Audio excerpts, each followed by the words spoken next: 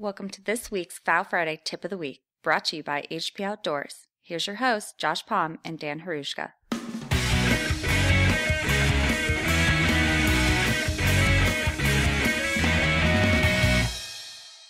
Hey everybody, it's Josh and Dan with another Fowl Friday quick tip of the week. As we get going here into the season and we get into the middle to late parts of November and into December, a lot of the cold weather is going to be kicking up that we look forward to all year long.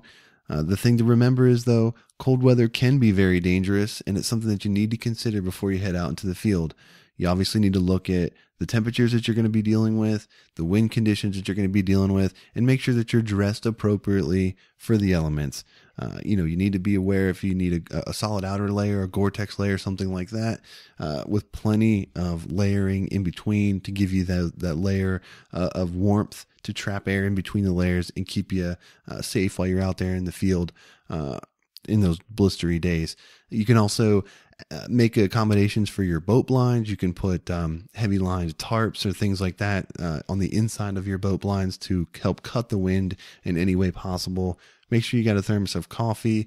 If you've got youth hunters with you, make sure that you're paying particularly close attention to them and ensure that they're not getting too cold and that they're okay, throughout the sit. So taking a little bit of care before you head out and having this on your radar is really important as we get into these colder temperatures. Dan, talk to us a little bit about, really how cold it feels like when we're out there dealing with these conditions. When guys go out or they check the 10-day forecast, you usually just look at the temperature, and some guys really look past the wind, and wind can really hurt you. So, here's a few numbers, so keep with me here. But if you have a 40-degree day and you're looking at 15-mile-an-hour winds, your temperature is going to feel like 30 degrees. If you have a 20-degree day with the same 15-mile-an-hour winds, you're going to feel like you're in a 5-degree day. So that goes from 20 to 5 degrees. That's a big jump when you're talking about what you actually are wearing.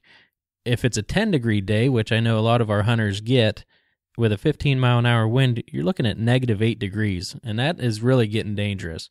If you're in a 0-degree day with a 15-mile-an-hour wind, that's going to feel like negative 20. So if you're out hunting birds in negative 20 degrees and you're not dressed appropriately, it could make for a really dangerous situation. So just be careful, be mindful of the wind, and always hunt safe. So as waterfowl hunters, we wait all year long for these cold pushes to come and the birds to come with it. So as we get some of those here, as we roll into the later parts of the year, make sure you're taking appropriate care before you head out.